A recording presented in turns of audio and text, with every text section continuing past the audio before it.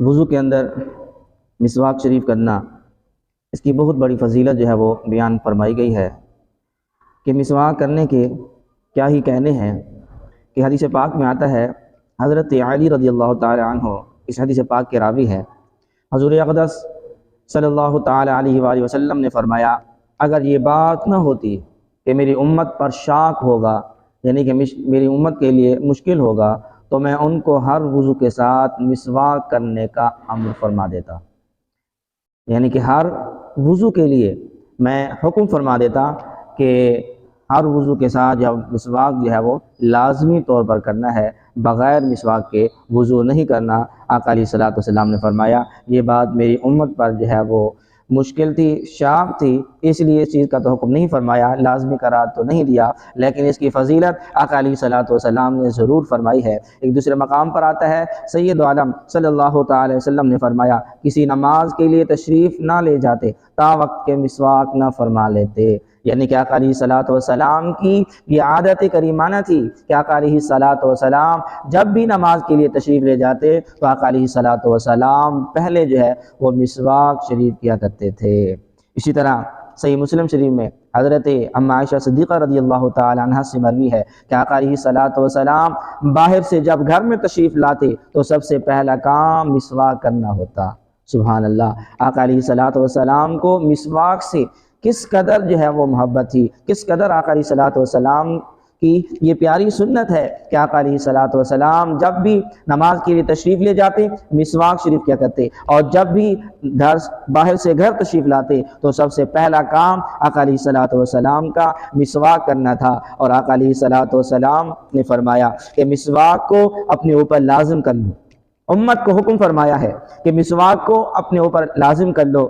کہ وہ سبب ہے منہ کی صفائی اور رب تعالیٰ کی رضا کا۔ کہ مسواک کے دو فائدے یہاں پر بیان فرما دیے کہ ایک تو مسواک کرنے سے منہ کی بو جو ہے وہ زائل ہو جاتی ہے، ختم ہو جاتی ہے، منہ کی صفائی ہو جاتی ہے، اور دوسرا یہ کہ اس سے رب تعالیٰ کی رضا جو ہے وہ نصیب ہوتی ہے۔ رب تعالیٰ کی رضا مسواک کرنے کے اندر ہے، گویا کہ فرمایا۔ اسی طرح حضرت ابو نعیم حضرت جابر رضی اللہ تعالیٰ عنہ سے روایت ہے، آقا علیہ الصلوۃ والسلام نے فرمایا کہ 2 رکعتیں جو مسواک کر کے پڑھی جائیں افضل ہیں بے مسواک کی 70 رکعتوں سے۔ سبحان اللہ، سبحان اللہ، کس قدر مسواک سے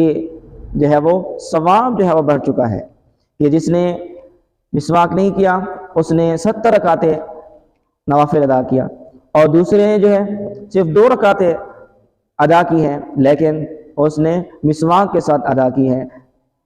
تو فرمایا کہ جس نے 2 رکعتیں مسواک کر کے ادا کی ہیں ان 70 رکعتوں سے افضل ہیں جس نے بغیر مسواک کیے ادا کی ہیں۔ اللہ اکبر۔ اسی طرح فرمایا ایک اور روایت میں، جو نماز مسواک کر کے پڑھی جائے وہ اس نماز سے کہ جو بے مسواک کے پڑھی گئی تھی 70 ہی سے افضل ہے۔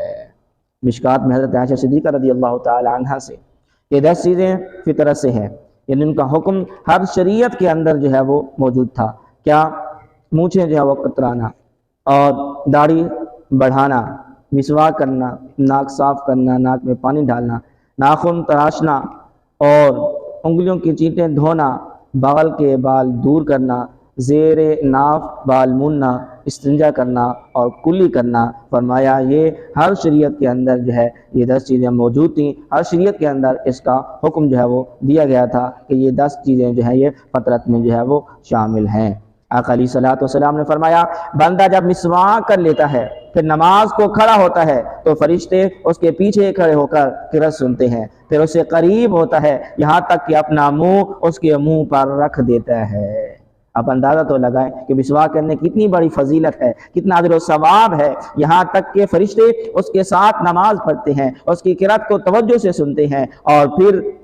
اپنا منہ اس کے منہ پر جو ہے وہ رکھ دیتے ہیں۔ کس قدر جو ہے وہ یہ پیاری سنت ہے۔ رب تعالی ہم سب کو یہ پیاری ادا اپنانے کی توفیق عطا فرمائے، اور آقا علیہ الصلوۃ والسلام سے محبت کا تقاضا بھی یہی ہے کہ آقا علیہ الصلوۃ والسلام کی ہر سنت پر جو ہے وہ عمل کیا جائے، یہ